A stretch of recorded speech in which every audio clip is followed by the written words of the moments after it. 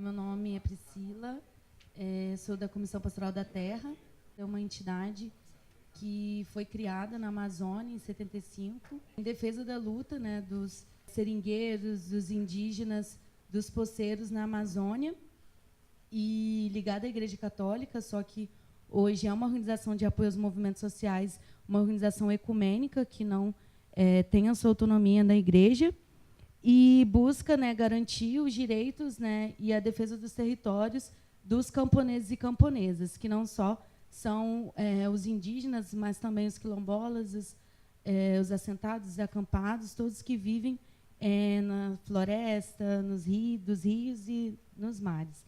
A relação com o Ministério Público, eu vou falar um pouco da experiência que a gente tem aqui no Rio de Janeiro, tem das suas relações desde de pontos positivos, né, de alcance de vitórias, e também aspectos negativos, que eu acho que não é o caso aqui, que a gente está muito feliz desse convite também e saber da existência desse coletivo, Transforma MP, e não vou falar da realidade exatamente dos companheiros e companheiras que estão aqui, mas de um relato histórico, né, que não necessariamente reflete o que a gente vai construir daqui para frente. Mas a relação com a campanha contra o fechamento de escolas do campo, que em 2010, em Campos Goytacazes, de onde eu venho, foi um parecer de que teria que fechar as escolas do campo, porque não tinha crianças para estudar, e isso é uma mentira, porque escola há demanda, mas eles queriam mesmo concentrar as crianças e colocar as crianças para estudarem na cidade, um currículo totalmente de cima para baixo, imposto, com uma realidade que diverge dos camponeses, né, da realidade do campo. E a gente conseguiu construir uma audiência pública, e a campanha foi também, nesse caso, uma articulação com os movimentos sociais do campo, que alguns estão presentes aqui, outros não.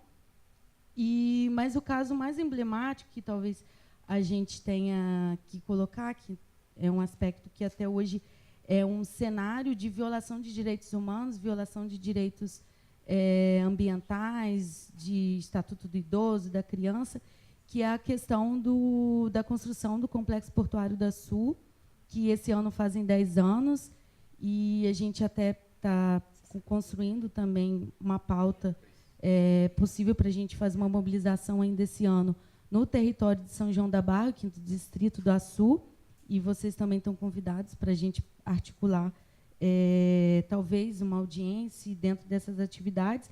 Mas o Porto do Açu, desde da remoção forçada de crianças, violação do Estatuto do Idoso, que eu falo o Estatuto do Idoso, que entrou uma ação no Ministério Público em relação a isso, e foi colocado que um decreto é mais importante que o Estatuto do Idoso, o decreto para a construção do Porto do Açu.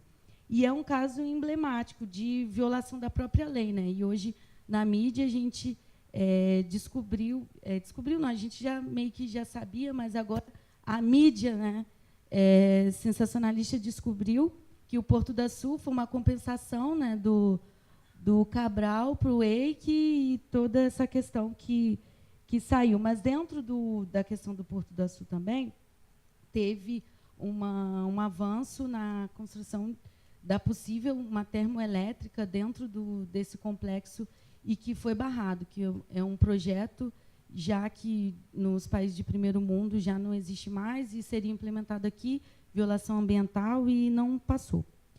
Mas, dentro desse contexto, a gente percebe que o Ministério Público tem uma atitude mais de alívio, né, desse conflito, e não uma atitude de intervenção na garantia dos direitos. Então, não sei se eu estou sendo clara, mas uma questão mais burocrática, assim, não é de intervenção na garantia de direitos.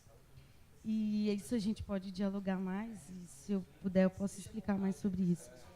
E dessa atitude burocrática, já posso.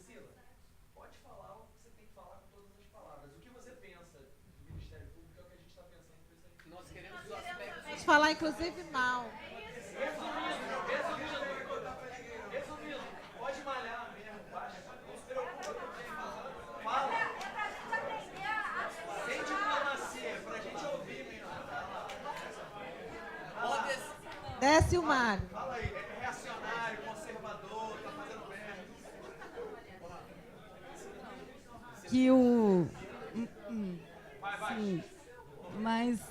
Não, acho que isso a gente pode deixar para o debate, mas o poder político, a gente percebe que o poder político ele está sujeito ao poder econômico. Então, há uma subserviência das próprias instituições a quem manda, quem pode, né, quem tem dinheiro. Então, talvez vocês pudessem também esclarecer que, para a gente, há uma confusão nas próprias ações que a gente vai tomar para resolução do conflito ou atenuar alguma questão, seria a própria ação do judiciário, que aí a gente vai debater isso depois nas propostas e desafios, e o Poder Executivo, que seria o Ministério Público. Porque, para mim, é até um pouco confuso, e no conflito fica mais ainda. Se vocês pudessem esclarecer um pouco dos agentes, esclarecer um pouco isso.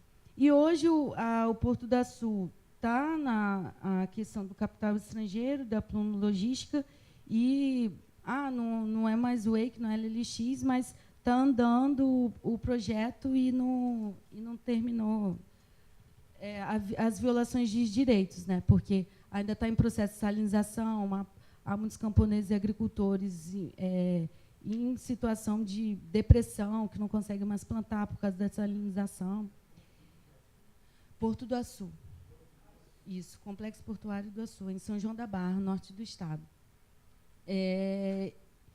E outra também, uma construção, e isso a gente fez uma denúncia em 2014 e ficou por isso mesmo. A construção de um porto em uma comunidade quilombola lá em São João, em São Francisco, que é um município vizinho também. Mas aí não deu adiante. Tinha EIA-RIMA, já tinha tudo isso, mas aí não, a gente fez a denúncia, mas não foi para frente. E os desafios, que já tentando avançar, os desafios em relação dos movimentos do campo e sociais com o Ministério Público seria o acompanhamento desses processos, porque a gente faz a denúncia e a gente não tem quem, enfim, se remeter no acompanhamento desses processos que a gente denuncia, corre atrás. A questão da judicialização da luta pela terra e território, isso não é só um retrato aqui no Rio de Janeiro e nem dos movimentos do campo. Eu acho que é nacional isso, e os movimentos na cidade também. A criminalização dos movimentos sociais e lideranças e milícias armadas. Isso no campo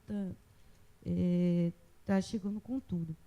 E, na questão mais sendo propositiva, a gente pensar juntos, né, em propor e ampliar o debate com aproximações de outros grupos que discutam também direitos humanos. A gente aqui no Rio tem nacionalmente a CPT tem outras articulações que o companheiro e a companheira vão até colocar mais à frente. Mas no Rio de Janeiro a gente tem uma articulação com o CDDH de Petrópolis, Centro de Defesa de Direitos Humanos de Petrópolis, que principalmente na questão mais jurídica, que a gente não tem um advogado da CPT. A gente tem são parcerias nesse tema. E também um importante avanço que a gente vê, isso é CPT nacional, e a gente também tem um companheiro em Campos que está fazendo essa especialização e está se formou essa semana passada, que é a especialização em direito agrário, que é um campo que muita gente precisa, né, desenvolver advogados que estejam na luta do povo do campo, né, não somente na questão trabalhista, mas entenda mesmo esse cenário agrário e seja com a gente. E tem essa especialização, que é puxada mais pela CPT, mas tem todos os movimentos do campo fazendo essa especialização. E eu acho que é isso. Se alguém tiver alguma pergunta, depois a gente pode esclarecer. Obrigada. A gente vai...